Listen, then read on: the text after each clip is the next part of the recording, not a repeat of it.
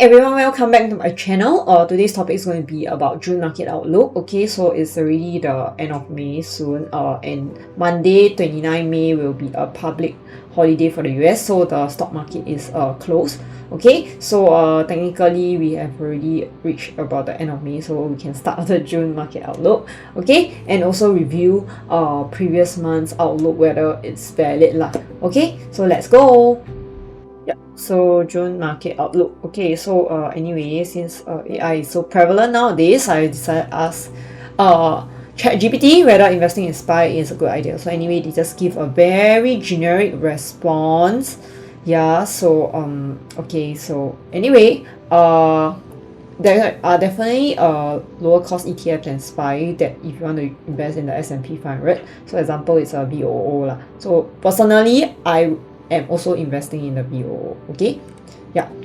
So let's take a look at the seasonality again. So seasonality for the past 30 years, right, for SPY to be positive in June is a very low percentage. You can see it's the lowest out of the whole year. So usually June is not a positive month. So if you're trying to do your dollar cost average, you can skip out on June and maybe try investing at the start of July. Okay, that's my recommendation as of now lah, because let's analyze more. Okay, so usually if you look at the chart when it goes up and down, so for June it's like a they will give you a false rise, then after you drop and drop all the way again. Okay, so technically June usually is a negative month. You can see here, June negative month. Okay, so let's compare with our real S&P chart today. So we'll compare from January all the way to May lah, so whether it's like actually working according to this seasonality. So you can see for January it's actually up all the way. So we compare back with our this chart. Yeah, it didn't follow this seasonality chart in January. And then let's take a look at February. February is a down month. Okay, so let's take a look. Yeah, didn't follow also. Then let's compare about March. March is a up month. Okay, so let's see. March, yeah, also didn't follow, only up a bit. Yeah, although it's up. So this one is like, wait, so March it exactly followed the seasonality, so it went down then it went up. Okay, then take a look at April. It followed the seasonality. So it's a up, drop a bit and go up. Okay, April, yeah, so April is generally a flying month in the seasonality, but in the actual it didn't fly all the way. There was a dip. Okay, so technically if there wasn't this dip, it would have flown all the way lah. Okay, yeah, then we take a look at May. May seasonality, like I said last month, right, is usually like a dip, and then the last week or whatever it will start climbing. Yeah, January it dipped, then it climbed. yeah, it sort of follows, but then there's a bit of a difference here. Okay, so generally if you look at the S&P 500, it grew in the month of May. So month of May was positive, month of April is positive. So it sort of follows the seasonality chart. It did grow. So April, even if it doesn't follow this like a downward trend all the way, right, I believe, okay, so it's supposed to go up first, then it go down, right? So I believe it will go reach a peak, right, then it will go down again. Okay, so there are other reasons why it's also will reach a peak soon, because there's a, if you look at the Fibonacci, it's going to reach the peak soon. Okay, peak of the wave 5, if you know the wave patterns. Okay, yeah, so basically June is supposed to be a red month lah. I would expect it to be a red month. So generally if you're trying to invest in June, maybe you can invest in the last week, or else yeah, you can take your investment into the next month lah. You can see July is actually usually a very strong month.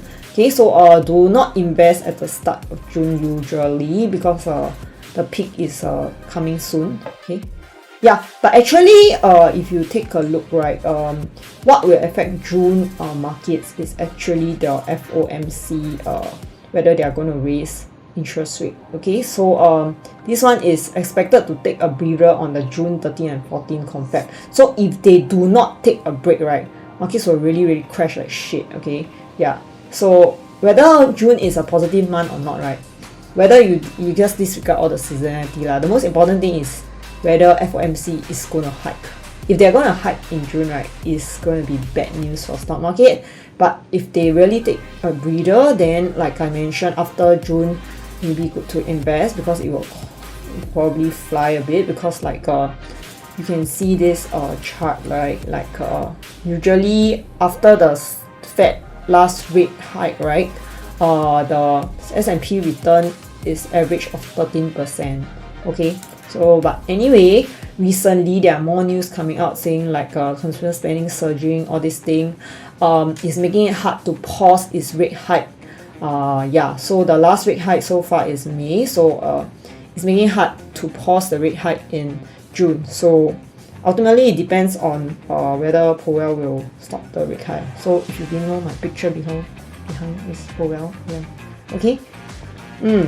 Next, okay, so let's just take a look why you should actually invest now rather than later. So like I mentioned, if you are investing in June, do invest at the last few after the rate hike or whatever lah. So even the rate hike very bad, right, it crashed the market. Crash the market is good for you to invest, right?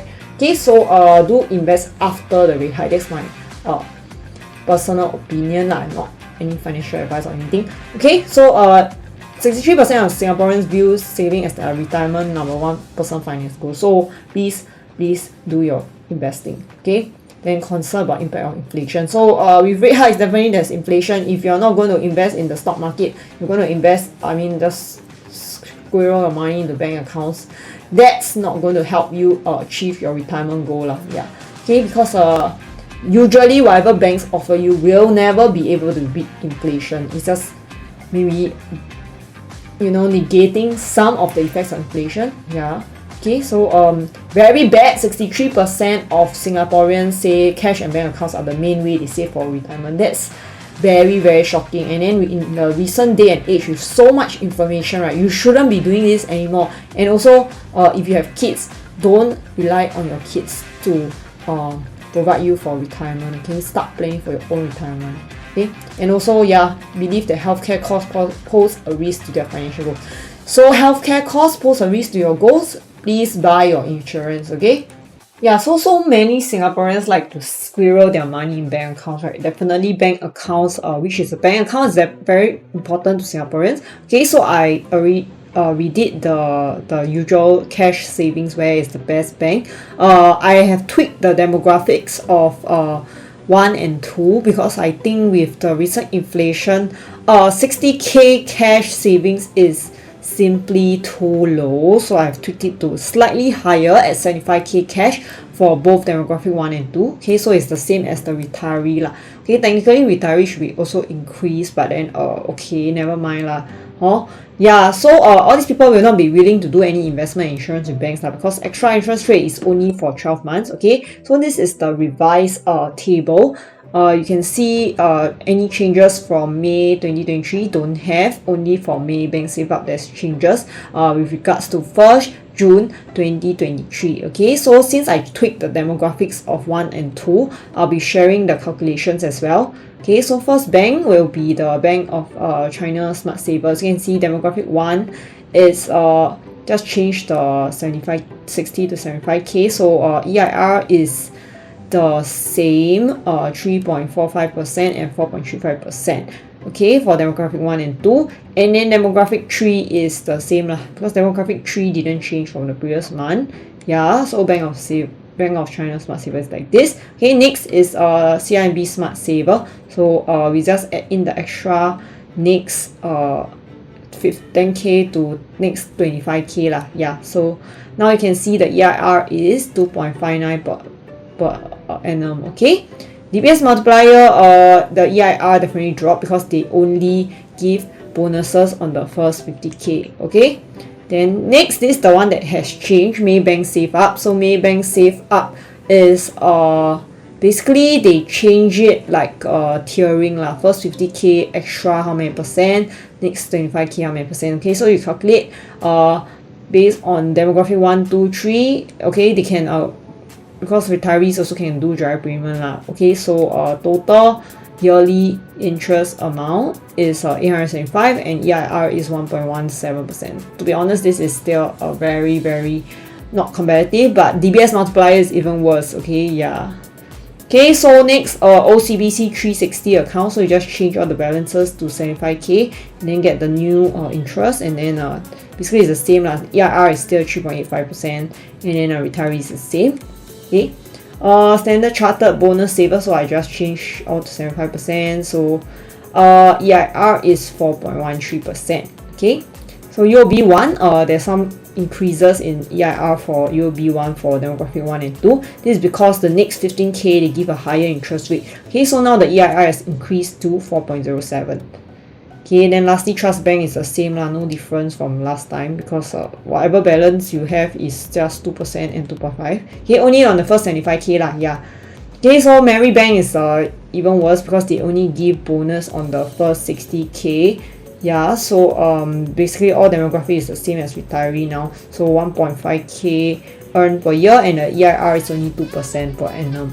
Okay, so conclusion for June, demographic 1, Standard Chartered bonus saver is still the best, and then UOB 1 now has you can see the red one is the changes from the previous month. So UOB 1 is currently still second, but then at a higher interest rate.